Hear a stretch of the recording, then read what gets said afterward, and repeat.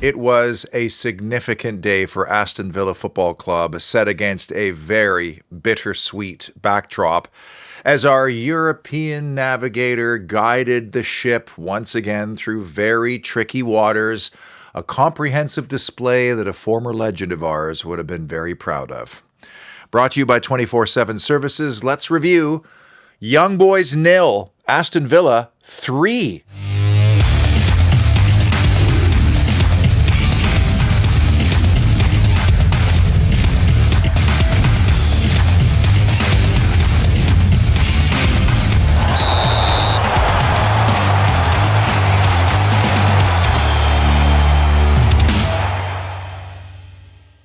Welcome inside the parlor. And it's not my first parlor. It's not even my first Subudio Villa Park. Those came in about 1983-84 when I converted my parents' old bedroom, inspired entirely by the Championship and European Cup winners that romanced me to Aston Villa in the first place. And you know, for a kid growing up in Canada, Aston Villa was just an abstract fantasy. It was somewhere way over there. The only access I had to the club was through the newspaper, the occasional clips from a repackaged match of the day that we got in North America, Shoot or Match magazines. I even sent away for a bundle of programs once. It took 6 months by freighter to get there, and it shows up one day, and I got all these great Aston Villa programs.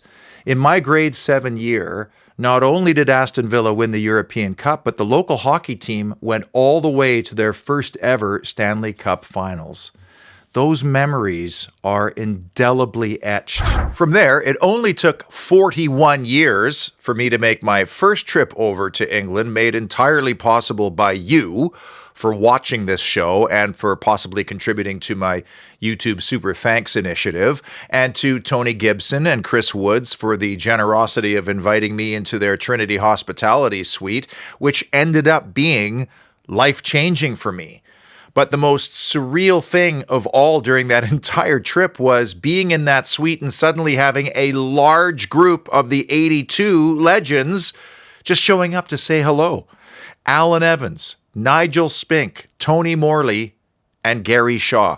Gary incredibly actually recognized me somehow from the show, which was totally crazy. I can remember words coming out of my mouth, but I do not remember speaking them. I am just so grateful that I had a chance to tell Gary himself in person how much he and his teammates meant to me as a kid growing up. I shared a story with him, which got quite a laugh actually, about how one time on holiday, I'm reading a Shoot magazine and his picture's on the back. And my mother was a very stoic German woman who barely survived the war as a teenager. And she says, "Who is that dishy young man on your magazine?" I had never heard these words coming out of my mother's mouth. I was partially mortified in some ways, and yet strangely proud, because yes, he was our dishy young man who happened to have amazing ability. And what has happened here is just so utterly tragic. He should have been watching this game with his pals somewhere. He should have been at the Bayern Munich game, which would have meant so much to him. And as many people have said, it's almost as if part of your own childhood is just gone. And I'm extremely proud of how our team performed.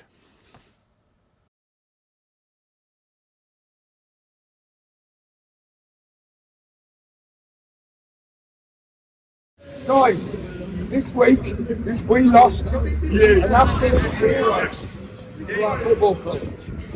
His name is Gary Shaw. He was one of my heroes when I grew up. He was one of the people that made me support Aston Villa Football Club. Absolutely. Absolutely. I felt it. I know there's a big fella there that felt it. And I know we all felt it. So, if you've got a drink in your hand, I want you to raise a glass to our hero, Gary Shaw. Gary Shaw!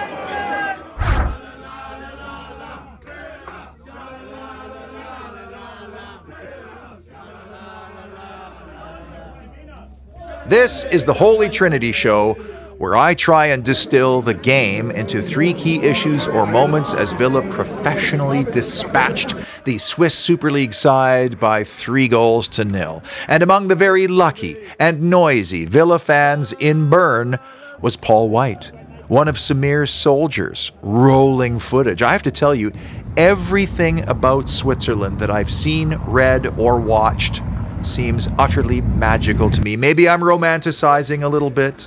Mountains and pastures and pretty little villages, elite cheese never too far away. I could gaze at some of these scenes endlessly. The key numbers confirm a pretty solid display on an unfamiliar surface away from home. Not spectacular, not necessarily dominant, but we got what we needed most: 3 goals and 3 points. Interesting to me was the distance covered metric, which actually had the hosts running a cumulative 5 kilometers more than we did, which just goes to show the old rest in possession adage that Unai Emery wants. Smart running at the right moments. And by the way, Luca Dean and Amadou Onana led us in kilometers covered. Minor-ish issue, but we unveiled our 3rd kit for this match, and it's always nice when you can christen a new strip with a very important victory. I pulled this old codger out of the closet, a 3rd kit in blue that I don't think we did very well in, if memory serves. And I'm thrilled that Adidas is our kit manufacturer. It's a prestigious company, huge company, and we need that commercial revenue. But Adidas is not really a bespoke or custom type kit manufacturer the way, say, Kappa or Castor is. They have sort of a stock portfolio of boilerplate designs, and you fit your colors around them. I'm sure there's a little bit of customization, but you need time before that. And I do find it funny how, they always try to build this narrative around the kit. Well, these lines mean this.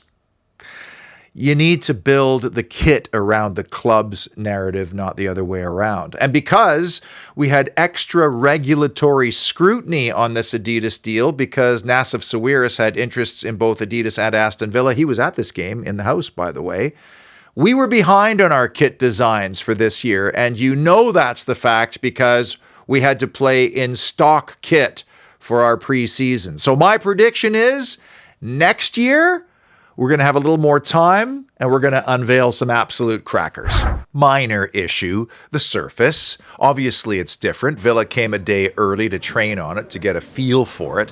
When it rains a lot, which it did on Tuesday, the ball tends to skip along a lot faster. And in the early part of that game, it did seem like we were struggling to find our weight of pass, especially on through balls, but we adapted.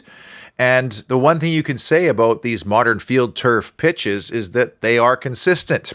The old codgers will say, would you rather play on that or on mud at the baseball ground? And because I'm now coaching 4 nights a week on one of those very pitches, I could literally build an entire new pitch with all the little black pellet infill that I bring home in my boots, socks, and gear. Major issue, Aston Villa's tactical flexibility and versatility in this game. We all know how Villa builds up from the back. It's very patient. You try to draw the opposing team in and play through them. There have been some tweaks on how they move the ball through midfield because, after all, if you keep everything the same, well, then everybody has a book on you. But I was surprised by how often we went long in this game. I showed you the key numbers earlier and the accurate long ball stat. That's a pass of 20 yards or more. We actually attempted 8 fewer long balls than the hosts, but we completed a higher percentage of them. And guys like Ollie Watkins, Morgan Rogers, Amadou Onana, and later in the game, John Duran, they have no problem with long aerial balls coming in their direction. Minor worry, Ollie Watkins' ankle. The one thing you can say about synthetic surfaces, if you've played on both, is that it does feel like you have more aches and pains after playing on an artificial surface, especially when you're older. And if the pitch is dry and you have to slide, well, that sucks. So now I'm wondering, is this ankle situation the thing that he was dealing with since the Euros, or is this some kind of a new problem? Major issue, Aston Villa's game management in this tilt. And we know that Unai Emery wants to control the game because when you do, you have the ball, it's harder for the opponent to score. And there are times in games, like say the beginning of this one, where you want to try to slow things down and take the adrenaline-fueled momentum away from the home side. Emi Martinez is a master at it. He drives everybody, including the supporters, nuts. And of late, I've noticed that Amadou Onana requires treatment rather often. You know, there's no timeouts in football. You can't just stop and get a refreshment and maybe a few tactical tweaks from the manager. My gut tells me that some of these stoppages and injury treatment moments are by design. Major issue, easily the biggest outside the top three for this show, the clean sheet. Oh, the clean sheet would have been so important for our collective psyches, and despite Diego Carlos's best efforts to spoil it otherwise, Emi Martinez came to the rescue and made the save. Do you remember our last clean sheet? April 14th at the Emirates against Arsenal in that magnificent win. And I'm sure that Unai Emery would have written this in bold and underlined it in red. Get the bagel in this game. Our last home clean sheet came against Wolves. Obviously, this would have been a very difficult week for Paul Handsaker of 24/7 Services, the sponsor of this show, because he's befriended so many of the 82 European Cup winners. They were his heroes too, and he was there in Rotterdam as a 14-year-old. This is a picture he took of Gary while they were watching a game together, and he actually convinced Gary to come on this show at some point in the future. And we spoke in July of 2023, and I asked him about that night in the Netherlands and how cool it would be if one day his own 6 Villa-mad kids could experience the same kind of glory. When we actually scored, and was right behind the goal when Peter put the ball off his shin into the net, but the joy, I can't express it. I'm just hoping that one day, and especially with the new manager and the progression I think we're going to make, that one day they'll live that dream that I've had. So let's hope this Handsaker family tradition of being there live when glorious Villa moments occur continues in the near future. The only problem is this Champions League schedule is intense, and sometimes it tends to get in the way of work. And yes, there are priorities for 24/7 services bigger than Aston Villa, I'm afraid. Like, for example, a big client called Seddon, they have a care home in Warwick, and the team is going literally room to room right now and doing all these buff-ups. This is the before, during, and after, and that looks pretty crisp. That has Painter J written all over it. Of course, he'll be over the moon right now. Well, the whole 24/7 crew will. They're all Villa fans. If you have a non-emergency fund project, use the website and the Contact Us form. If you need reactive immediate service, yes, the numbers are on the website, but I also put them in the description of these videos.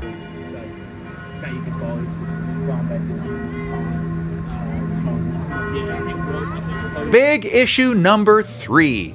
Villa VAR'd.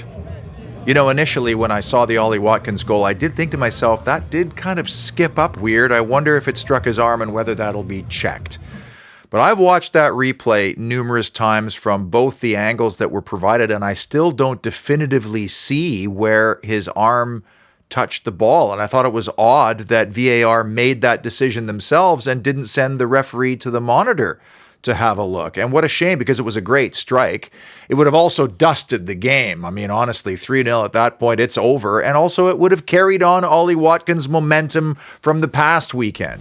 The other one was a clear handball by Onana, but the question many people, including Unai Emery, were asking was, how far back do we go? Well, I counted. It was exactly 18 seconds from the arm hitting the ball to Duran's scoring, and we never lost the ball during that time, so unfortunately the handball did keep us in possession, which was such a shame because we missed out on another cracking John Duran goal. Hits it first time, fizzes it along the deck. The ball starts outside the post and then nestles inside the post. That is so satisfying to watch, but it was wiped out. Big issue number 2, Ramsey's revival.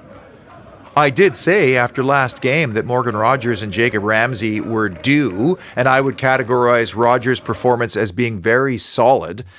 But that might have been JJ's best game for us since maybe the Newcastle 3-0 win at home in 2023. I mean, I'm trying to think because last year he spent so much of the time on the sidelines. He had a hand in a lot of big actions. He set up both of the goals that were chalked off. But his goal had such a huge impact in the game because young boys will have been telling themselves, do not concede again before halftime. And here they were conceding about 8 minutes before halftime. That was a wild sequence. And I actually have to credit our Bulgarian referee for this because he was ready to point to the spot and blow the whistle. I think it was in his mouth, but he just delayed long enough after Ollie Watkins was clattered by the goalkeeper. And Jacob Ramsey helps the cause because he pressed at the perfect time. It was as if he anticipated that calamity was about to ensue. And take nothing away from the finish. Cool and calm, bottom corner. It will probably be one of the most unorthodox assists in Ollie Watkins' career as well. But it was more than just the goal for JJ. I love how he always seemed to be available and also how he shapes up to receive the ball. And then his first touch is usually really, really good. And statistically, I mean, he completed 40 of 42 passes for a winger. That's 95%. He recovered the ball 4 times, created 3 chances, and won 4 of 5 ground duels. That is an all-around performance for a winger. Now, the big question is, should he be the Sil Hill star performer? And can he take this performance and carry it over to the next game? And the number one big issue, which defined Young Boys 0, Villa 3, our Belgian belly, as in the belly of our team, as in our midfield, which was exceptional. And with the greatest of respect to young boys, there will be stiffer tests ahead. But at this moment in time, between Youri Tielemans and Amadou Onana, we have this very unique blend of strength and power and size with finesse and short passes, long passes. But most crucially of all, these two players provided goals for us at the most opportune times. Do you know, I don't think I'm the only one who had this weird feeling that Youri Tielemans was going to score in this game. And it's funny that he was chosen to speak on behalf of the players and the team at the pre-match media availability. I don't think I've ever heard Youri Tielemans speak before. He has a very lovely accent and voice, very articulate lad. Anyway, another Austin McPhee masterpiece, although there will be questions asked in the young boys camp about how a guy could be left wide open off a corner and still have time to take a touch before planting it into the far corner. That goal changed absolutely everything. All of a sudden, there came a slew of follow-up chances as young boys had to decide, well, do we chase a goal right away or do we try to play patiently? Because credit to them, they did come out with that home team adrenaline, it felt a little bit, and we had to mitigate that. But when a team starts to chase goals and then all of a sudden they lose possession, I mean, that plays perfectly into our hand. And then with the game still at 0-2, who else but Youri Tielemans somehow finds the ball to his countryman. And this isn't exactly John Duran range from Saturday, but it's pretty close. And here's where the synthetic surface kind of helps a little bit because it fizzes off the ground. And when I watch this again, it's almost as if Amadou Onana knows the ball is going to go into the goal before it even hits the netting. I mean, our midfield was just so tidy and sublime. And Onana and Tielemans deserve equal share of the credit. On that note, the Sil Hill Brewery star performer has to be Youri Tielemans again, doesn't it? I'm pouring Youri a Hellas lager because he was Hellas good. And you know what? You should enjoy a Hellas lager at the Sil Hill Brewery tap room in Aston because you know what they do? It's their creation. They can knock a pound off that pint. And you're a discerning consumer of fine craft ales and lagers, and you also appreciate good value, which has been a big topic of discussion of late. So with a very affordable and delicious craft beer in your belly, you could then wander up to Villa Park. It's just a 25-minute walk away, or take a taxi 5 minutes away. And in fact, before Wolves, they're planning a little march to the match, which may even be, I don't know, documented. Things are really happening at the Sill Hill Brewery, by the way. A big Legends event on the horizon on top of Oktoberfest. As for that game on Saturday, I'm not going to lie, I'm nervous about it. At least we won't have to deal with that Villa killer, Daniel Podence, because he was sold off to Saudi Arabia. But I worry about this game for a couple of reasons. First of all, it's always felt to me like the emphasis and the priority of this particular match somehow is more important for Wolves than it is for us. I don't know why, I've just always felt that way. But also, this team is winless. They have 1 point on the board. They're bottom 3. At home on the weekend, they had a 1-0 lead against Newcastle, only to let that slip from a couple of proper howitzers by the Magpies, to be fair. I'd almost rather face a team that's undefeated in this kind of a fixture. I was at this fixture last year, and even though we won it, you may recall, they were rather depleted and also had a glorious early chance, which Emi Martinez denied before Moussa Diaby launched one from distance, and then Ezri Konsa sealed it with a kind of accidentally on purpose kind of cross. What a day it was, though. The game mingling in the box with some greats, and then a 24/7 services event at Albert Schloss. Totally jet lagged, but that euphoric feeling of being back in England. And my in-person Villa Park record improved to 3-0 all time with 0 goals conceded. The last time we swept a 3-game week, it started at Arsenal, then continued on through Lille via penalties, and then on the following weekend, we had an impressive win against Bournemouth at Villa Park, where we actually fell behind via a Dominic Solanke penalty.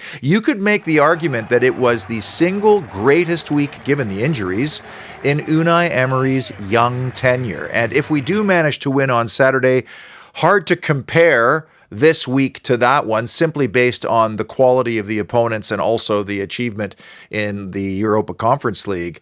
But a win on Saturday would set us up so beautifully to start the season. Fall is definitely in the air here. Foggy mornings, leaves turning, furnace being tuned in, lots of 24/7 services type repairs that need to be done around the house. And most importantly, and most awesome of all, my sudden urge for Sunday roast dinners. I'd like to personally thank England for the Sunday roast tradition, which my family has duly stolen. I wonder what kind of mood we're going to be in on Sunday.